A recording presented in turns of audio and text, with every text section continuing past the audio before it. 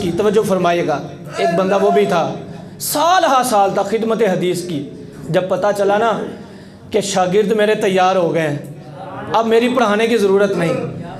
اب میری ضرورت ہے ناموس رسالت کے پہرے دار بن کر، پھر اس نے کیا کیا،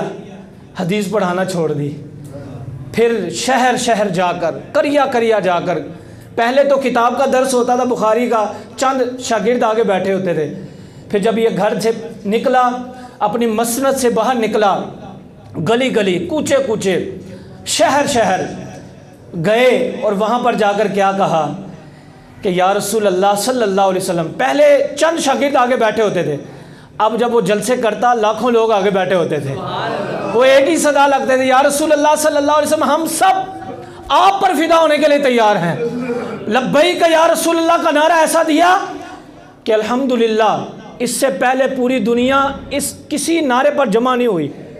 لوگوں نے پیروں کے نعرے لگائے، لوگوں نے فقیروں کے نعرے لگائے، لوگوں نے مفتیوں کے نعرے لگائے، لوگوں نے علماء کے نعرے لگائے، وہ شخص کہنے لگا نعرہ لگانا ہے تو حضور کا نعرہ لگاؤ، بس بات ہوگی تو سرکار کی بات ہوگی، بس آگے کچھ بھی نہیں، نہ پیچھے ہے، نعرہ لگے گا تو لبیک یا رسول اللہ کا نعرہ لگے گا، ایسا نعرہ لگایا، یہ نعرہ آگے تھا، پوری دنیا پیچھے پیچھے تھی، الحمدللہ لبیک یا رسول اللہ لبیک یا رسول اللہ لبیک لبیک یا رسول اللہ لبیک لبیک لبیک یا رسول اللہ صحابہ بولے یا رسول غازی کا نعرہ، یا رسول ہے ذکری نعرہ، یا رسول کو سب کا نعرہ، یا رسول ہے۔ ٹھیک ہے نا، اب دیکھیں نا لبیک یا رسول اللہ کا نعرہ لگتا ہے، ہمارے سینوں سے بھی آواز آنے لگتی ہے، الحمدللہ اللہ کا شکر ہے، بزرگ کیا نوجوان کیا بچے بھی کہنے لگتے ہیں۔ وہ ایک نیوز اینکر جو ہے نا وہ شو کر رہی تھی، میں دیکھ رہا کہ وہ پوچھ رہی تھی کہ اس سال نعرہ کون سا مشہور ہوا، وہ اس نے کسی نے کچھ کہا، کہتی ہے نہیں سب سے زیادہ نعرہ ایک مشہور ہے لیکن میں زبان سے کہنا نہیں چاہتی نیوز چینل پہ،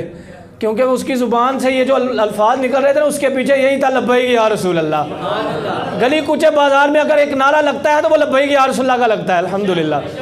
ٹھیک ہے نا۔ بڑے بڑے چودھریوں کو تکلیف ہوتی ہے، صاحب جانتے ہیں، ہم کوٹلی بابا گئے، ایک کارکن تھے، انہوں نے بڑا کام کیا اپنے گاؤں کے اندر، یہ حالیہ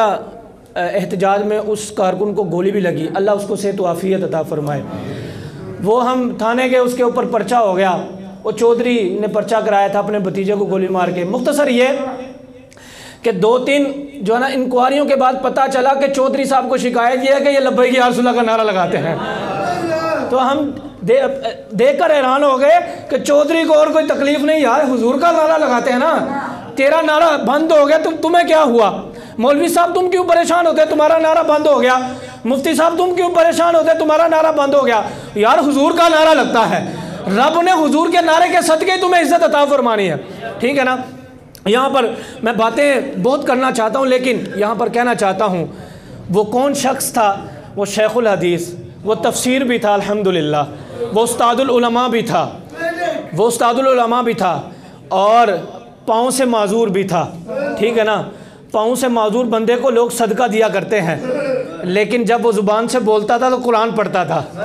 جب زبان سے بولتا تھا حدیث رسول پڑھتا تھا، الحمدللہ لاکھوں لوگ سنا کرتے تھے اللہ کے کرم سے، الحمدللہ۔ ساری باتیں چھوڑ کر میں یہاں پر کہنا چاہتا ہوں کہ کوئی بندہ مرتا ہے شوگر کی وجہ سے